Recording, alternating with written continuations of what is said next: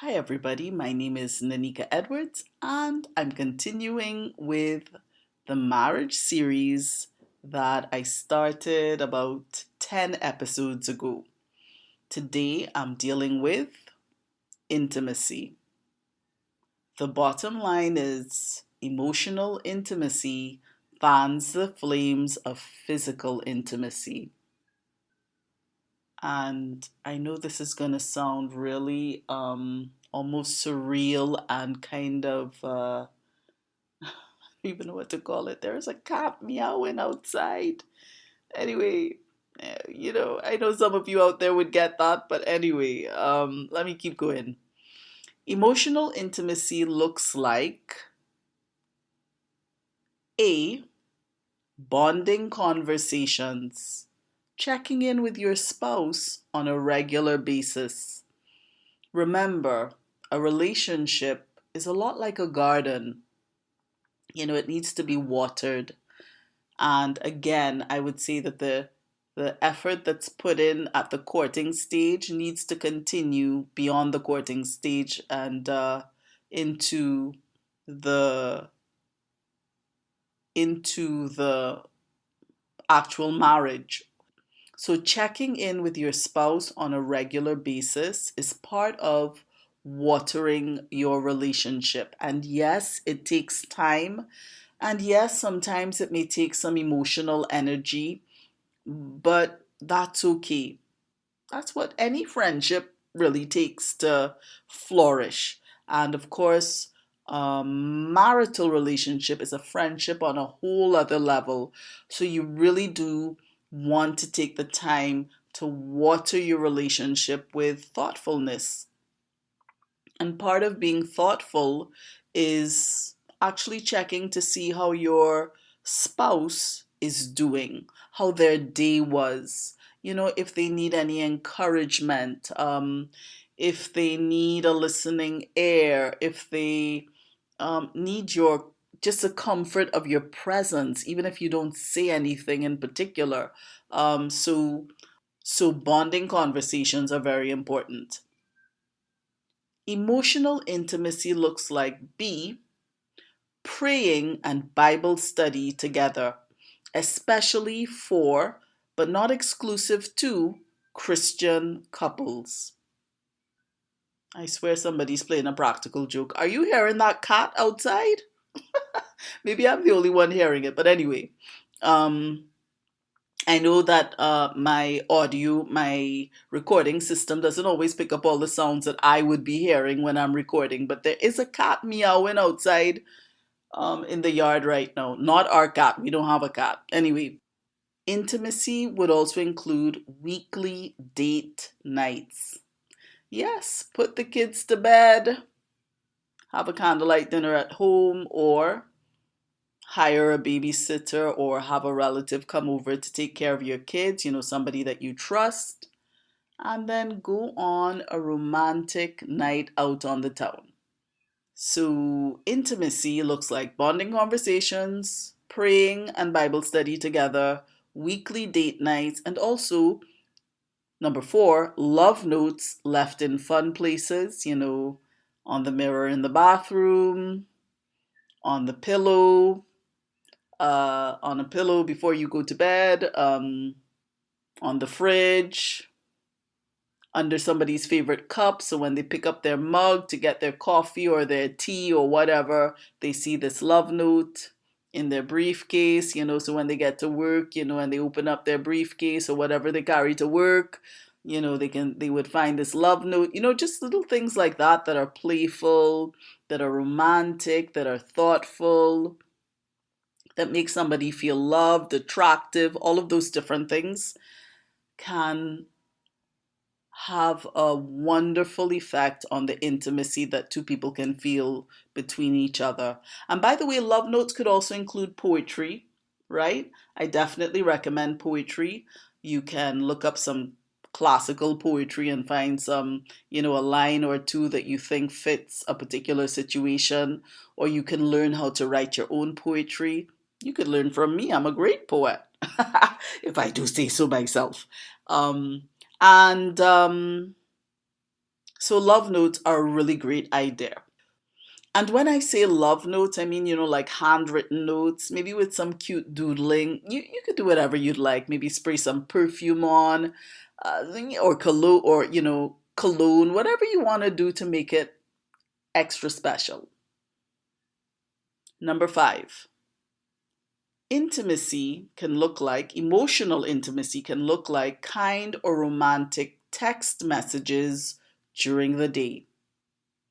Intimacy, number 6, can also look like generally being sensitive to the needs of your spouse. It's the little things that we do that often show just how much we really love somebody and care about them. It's not always the big things. A lot of the times, it's the little things like if somebody's tired without saying a word, you give them a shoulder massage. Or if you realize, okay, your spouse just came home from work, they're looking pretty tired, maybe a little grumpy, give them a hug. Or um, just help them to relax. Tell them, here, what? You settle down, just relax. I'm going to take care of dinner. Just something thoughtful. Or if either spouse is under the weather, the spouse who's doing okay can take care of them, let them know that they've got everything under control. Go out, get medication if they need to get medication. Pamper them, take care of them, make sure they're okay. um it could be that something as simple as you at some point during the day you look at your spouse, they're on the phone.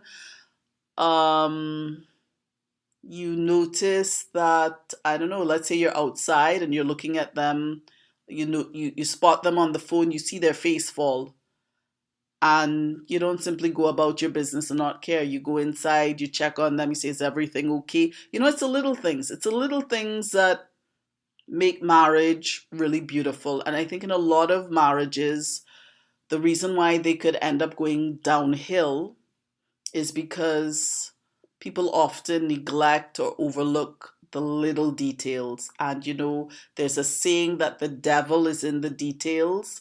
But, we know that the devil doesn't have any new ideas of his own, right? So it's really that the divine is in the details. The divine is in the details. It's the little things that really matter and make a big difference. So, emotional intimacy would typically lead to, I think, you can't keep your hands off each other, playfulness in the bedroom, a sense of adventure under the sheets. And please note that where intimacy is concerned, spousal rape is always a no-no, a huge and absolute no. And some people may wonder why I'm mentioning this. It's because I know that, and perhaps many of us know that spousal rape is something that also occurs within Christian circles, unfortunately. And that's because many people, even in the church, may not actually have a relationship with God that spills over into their other relationships. Therefore, you could have a quote and unquote Christian couple in a relationship where there could be some form of abuse, including sexual abuse. And that would simply be because there's some kind of disconnect between um, one partner and God Himself. So it's very important to make sure that in that where intimacy is concerned, that there's no coercion, no manipulation, no brutality, no abuse. Okay, so that's very important to keep in mind. And well, I do have a poem to share, a piece of a poem. It's called Hot Cocoa Lava. And well, it is quite steamy. What can I say? But I'm just going to read a portion of it, and it's not outright explicit, but it is very suggestive. And sometimes when something is suggestive, it can be just as explicit as something that's explicit, but it's not defiling. Okay, so this is Hot Cocoa Lava. It features in my book Man Pride Poetry, Mocha Mosaic. And here's an excerpt. And by the way, it's in the voice of a husband. And yes, I can write in different voices that are different from who I am as a poet. You can do that. Once you can put yourself in somebody else's shoes fairly easily, it's not difficult to do this, you know. So yes, as a woman, I'm writing in the voice of a man, and that's perfectly normal for writers to do in general, whether you're a poet or not. Anyway, here goes. Hot Cocoa Lava by yours truly, Nanika Edwards. An excerpt. Baby begging for chocolate pudding tonight. She gonna get chocolate pudding, all right. My Java mama gonna have her slammerama. She gonna swim in a lake of cocoa lava cake. Okay, I'll read that again. Hot cocoa lava. Maybe I should drop my voice. Maybe I should try to be a little more baritone. So hot cocoa lava. Baby begging for chocolate pudding tonight. She gonna get chocolate pudding all right. My Java mama gonna have her slammerama. She can swim in a lake of cocoa lava cake. So forgive me, my voice is kind of hoarse because I was singing at the top of my voice for a long time the other day, and now my voice is a little raw. I need to take better care of my voice. But anyway, that was Hot Cocoa Lava. I hope that you enjoyed that. And if you've been following this series and you have been enjoying what you've been learning and it's been making a difference in your marriage, or you've just been um, impacted by the information that you've been picking up from the videos, I would really appreciate if you would leave a comment, and and if you would hit the like button to let me know that you've been appreciating the videos. So that's it. Until next time, and happy relationship building.